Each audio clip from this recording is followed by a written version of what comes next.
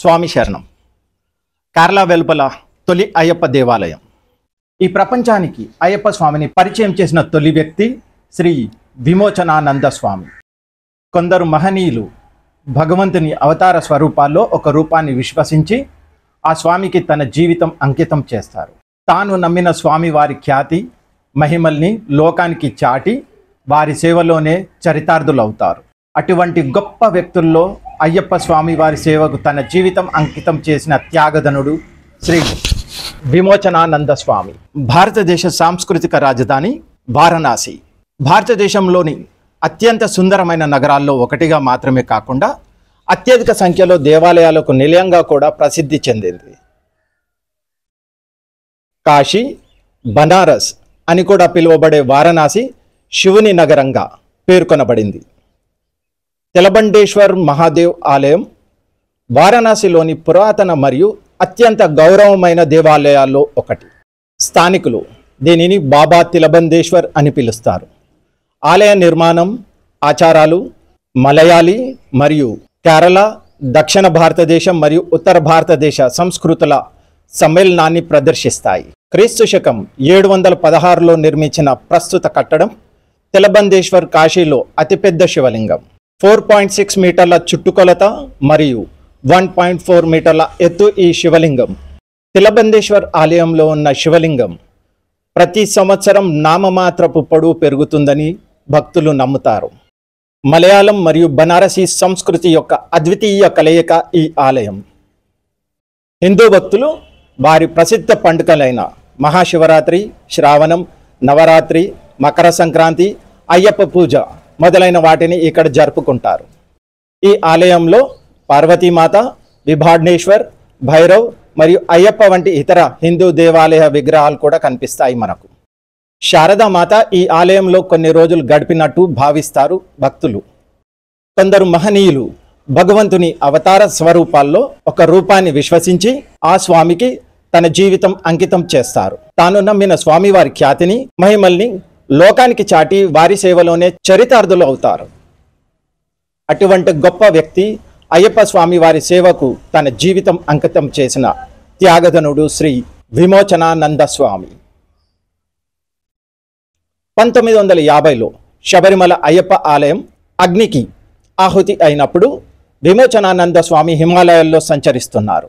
బద్రీనాథ్లో ఈ వార్త విని ఒక్క శబరిమలలో దేవాలయాన్ని ధ్వంసం చేశారు. కానీ భారతదేశమంతటా అయ్యప్ప దేవాలయాలు నిర్మించి అతి త్వరలో ప్రపంచమంతటా నిన్ను కీర్తించేటట్లు చేస్తానని శపథం చేసి ఆ మహానుభావుడు కాశీ, హరిద్వార్, పూనా, ముంబై, కరువపుత్తూర్, శ్రీరంగపట్టణం మొదలగు పట్టణాల్లో అయ్యప్ప దేవాలయాలు నిర్మించడానికి దోహదం చేశారు.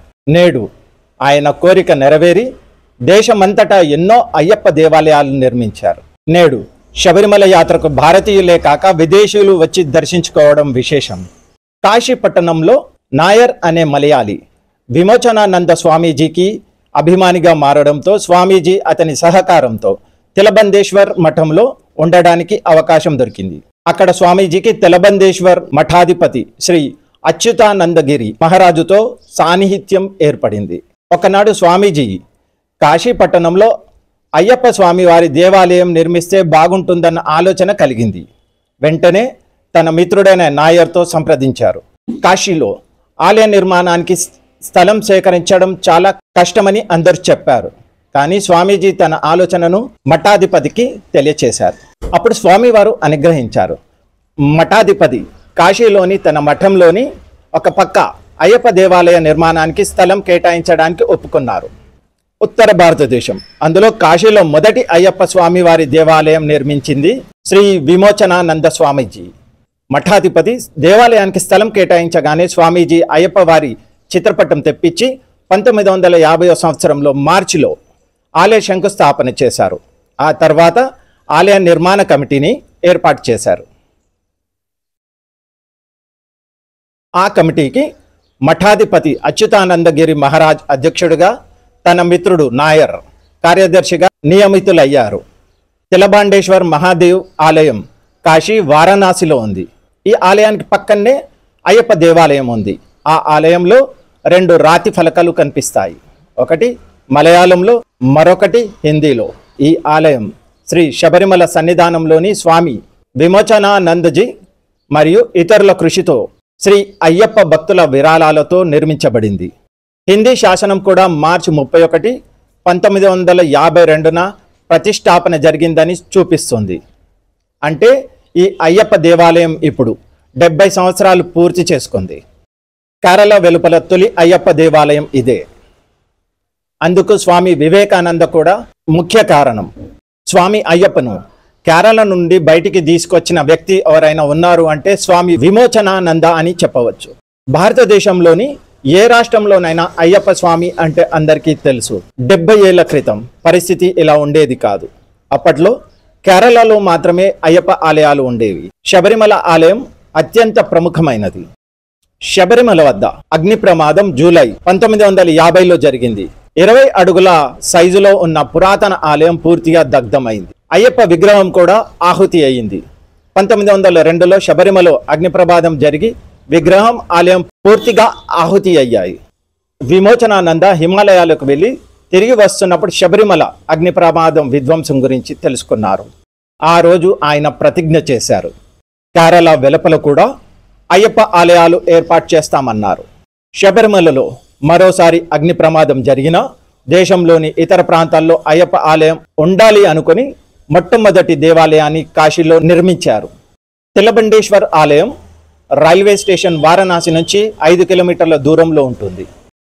1951వ సంవత్సరం మకర సంక్రాంతి వేడుకలు శబరిమలలో ముగియగానే స్వామీజీ బెనారస్, కాశీకి బయలుదేరి వెళ్లి తిలబంద మఠము ఆవరణలో శ్రీ అయ్యప్ప స్వామి దేవాలయ నిర్మాణాన్ని చేపట్టారు.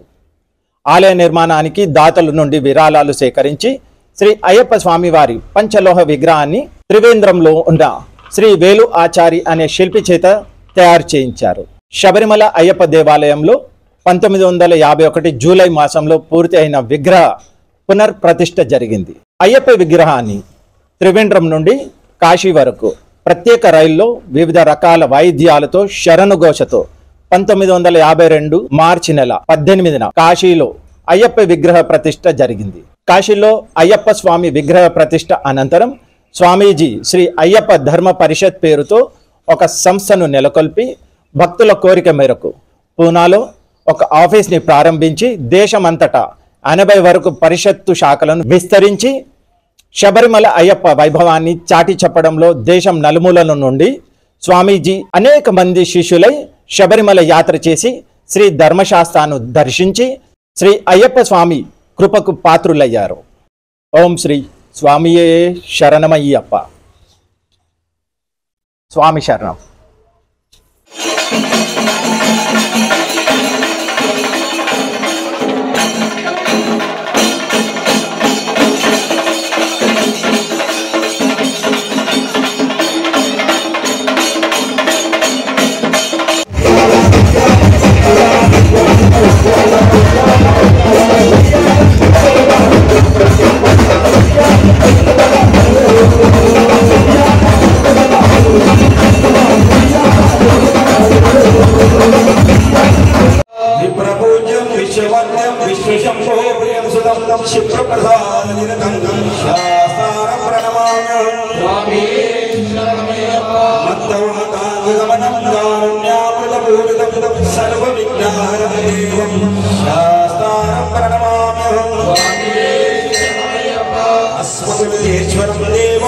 अस्मशत्रु विनाशनम् अस्मदीशमदास्थानम्